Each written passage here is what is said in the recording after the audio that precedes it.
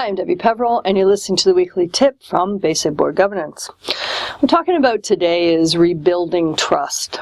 We talk about trust a lot when we talk about governance, and the concept is that it takes forever to build trust, but you can lose it in an instant. I say that, other people say it.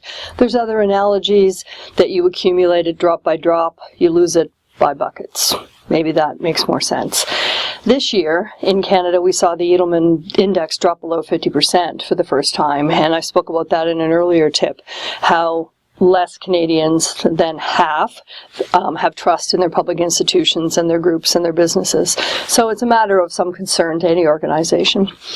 So as we're making plans for the new year, do you need a plan to rebuild the trust of your stakeholders? First, you have to measure trust. Then you have to see, if you don't have the trust, how are you going to build that back up again? And the only way to do it is over time. It makes sense to ask the stakeholders what they want from the board, what they want from the organization, and then to listen to what they say and to attempt to achieve that.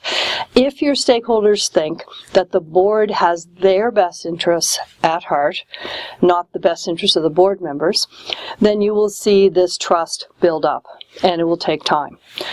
So as we move into 2018, if you need a plan to rebuild the trust of your stakeholders, you're only going to be able to do that by consistently doing what's best for those stakeholders.